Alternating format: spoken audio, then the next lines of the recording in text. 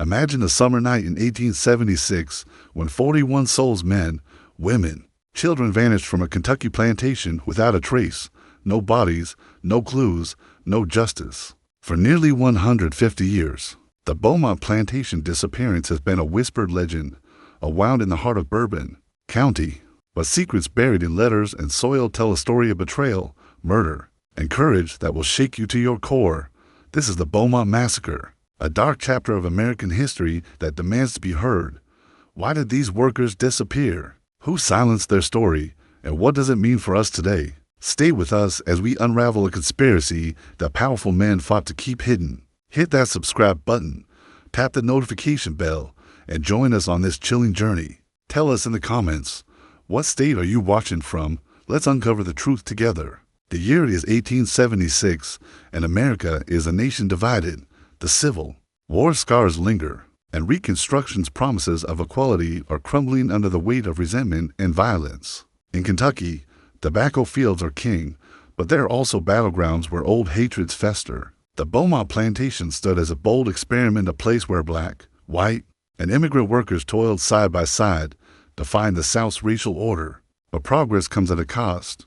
Whispers of hooded riders, secret meetings, and threats hung over the plantation like a storm cloud. By the end of this story, you'll see how ordinary people fought against extraordinary evil, and why their sacrifice still matters. The truth about Bowmont isn't just history, it's a warning and a call to action. Let's dive into a mystery that's been buried long. This tale begins with a man named Jeremiah Bowmont, whose vision of a fairer South made him a target.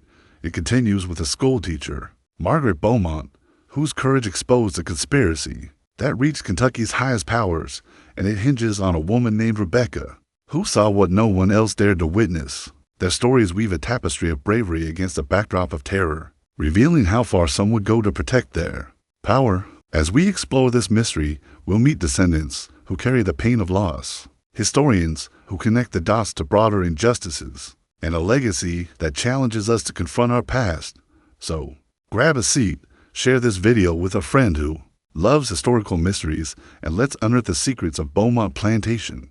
The truth awaits. In 1876, Bowmont Plantation was a jewel in Kentucky's bluegrass region. Spanning 3,000 acres, its limestone-rich soil produced tobacco that rivaled the world's finest. Founded in 1798 by French immigrant Claude Bowmont, the estate weathered the American Revolution, the War of 1812, and the Civil War's upheaval. By the centennial year, Claude's grandson, Jeremiah Bowmont, had taken the reins. A shrewd businessman, Jeremiah adapted to the post-slavery South, hiring a diverse workforce of 41 freed slaves, Irish immigrants, and poor white families. His plantation offered fair wages, housing, a store, a schoolhouse, and a chapel. Creating a community where dignity trumped division, this wasn't just a plantation. It was a radical vision. Jeremiah's workers lived in neat cabins, tended small gardens, and sent their children to learn reading and writing.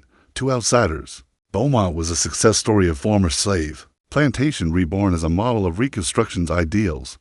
But beneath the surface, trouble brewed. The year 1876 marked America's 100th birthday, a time of celebration, but also bitter resentment. Reconstruction's push for racial equality sparked backlash.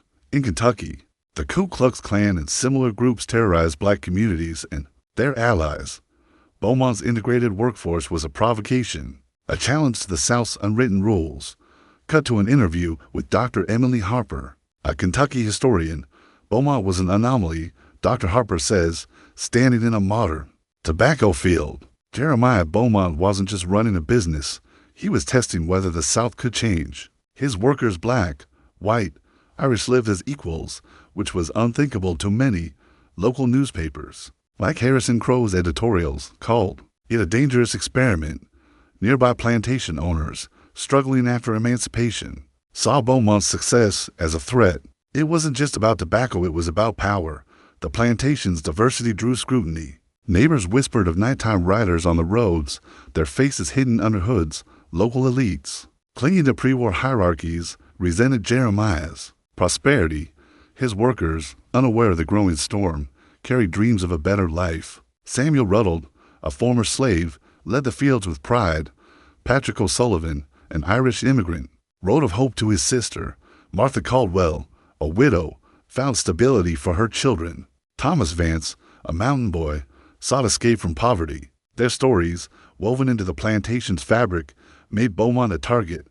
As July 1876 approached, the air grew thick not just with summer heat, but with the weight of coming tragedy. July 23, 1876, dawned like any other day at Bowmont. Workers rose before sunrise, beating the Kentucky heat to harvest tobacco. Jeremiah rode through the fields, his face beaming at the crop's quality. "This harvest will set us up for years," he told Samuel Ruddle, inspecting lush plants. At noon, the bell called workers to shave for cornbread and buttermilk. Laughter mixed with unease mentioned strangers in dark suits seen on the roads, their presence unsettling. Samuel thought they might be buyers, but their silence felt wrong. By sunset, the bell rang again. All 41 workers collected there. Daily wages, a practice that built loyalty, they returned to their cabins, sharing stories on porches as the night cooled. But between dusk and dawn, something unthinkable happened. When Jeremiah rang the morning bell on July 24th, no one answered. The cabin stood empty, doors ajar, toys scattered, meals unfinished. Martha's savings sat in a tin. Patrick's letters lay on the floor. Children's clothes hung on pegs, as if their owners had stepped out for a moment. "My great-grandfather Thomas came to Bowmont for a fresh start," John says, holding a faded journal. "He wrote about the plantation like it was a new world, hard work, but fair." His last entry, July 23rd, said he felt watched. Then nothing. "My family thought he'd run off, but finding his journal in an empty cabin changed everything. He didn't leave willingly." Jeremiah wrote to Sheriff William Danvers in Paris, Kentucky, demanding answers. Danvers, a war veteran, brushed it off as desertion workers often fled contracts. He said, but Jeremiah insisted. The harvest was peak, wages were good, and personal belongings were left behind. A 3-day search found horse tracks, deliberately obscured, and signs of struggle in some cabins. Most chilling was the destruction of 3 acres of prime tobacco, burned in neat piles. On July 27th, County Magistrate Edmund Hartwell ordered the investigation closed, claiming the workers had fled north. The official story didn't hold, and whispers of a cover-up spread through Bourbon County. In 1923, Margaret Bowmont, Jeremiah's great-niece, inherited the crumbling plantation. A Louisville schoolteacher with a passion for history, she began restoring the manor and uncovering its secrets. Behind water-damaged wallpaper, she found letters from Jeremiah, revealing threats from the Kentucky Brotherhood, a shadowy group of landowners, politicians, and businessmen. One letter, dated May 1876, warned, "Your integrated workforce defies our order, stop, or pay the price." Another, written days before the disappearance, mentioned secret meetings at Hartwell's house, hinting at a sinister plot.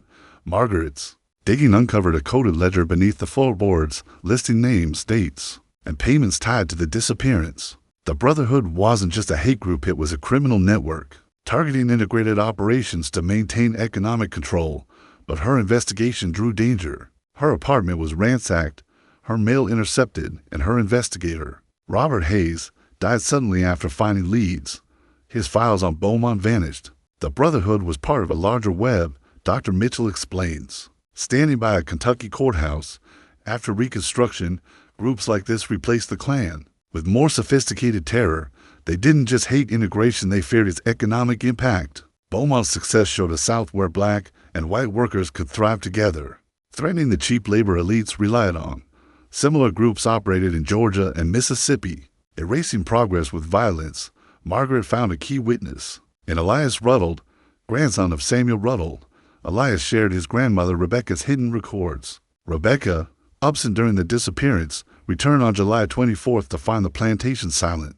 Hiding in the woods, she saw wagons carrying heavy loads, escorted by Hartwell, Judge Cornelius Vandenberg, and others. She overheard plans to hide evidence and watched men burn letters and scatter lime. Bloodied tools confirmed her fears. The workers were dead, buried in the eastern fields. Rebecca's maps and notes pinpointed the grave, but Margaret's attempt to excavate was blocked by a court order from Hartwell's son, citing historical preservation. Margaret copied Rebecca's evidence and contacted federal investigator Franklin Morrison.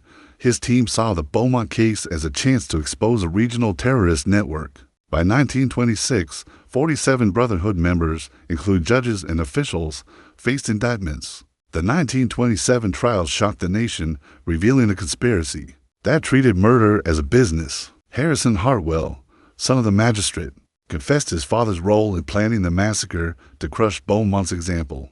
The workers were killed in the eastern fields, buried with lime to erase traces.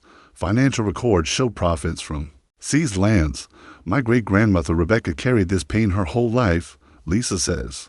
Touching a monument, she hid her story to survive, but she never forgot. When my father told Margaret, it was like lifting a curse, seeing my great-grandfather's name on this stone enclosure. But it hurts knowing how many others were silenced. Archaeologists, using Rebecca's maps, found the mass grave. The workers received proper burials in Paris, Kentucky. With a monument honoring them, the plantation became a memorial center, educating visitors about Reconstruction struggles. The trials convicted 31 defendants, dismantling the Brotherhood. The case sparked federal action against Southern terrorism, inspiring similar investigations elsewhere. The Bowmont Massacre reveals the cost of silence and the power of courage. Rebecca's records, preserved at great risk, and Margaret's defiance, exposed a conspiracy that thrived on corruption. Local systems failed the workers, but federal intervention brought justice, showing the need for oversight when institutions are compromised. The story connects to today's fight for equality, reminding us that progress requires vigilance. The Memorial Center educates thousands, linking the massacre to broader struggles. It's a testament to ordinary people workers, a teacher, a widow who changed history. Their legacy challenges us to confront injustice, no matter the odds. What do you think? Was justice served, or do these crimes echo in today's inequalities? How can we honor the 41 workers? Comment below, subscribe, and share this story. The past isn't gone. It's a guide for a better future. See you next time.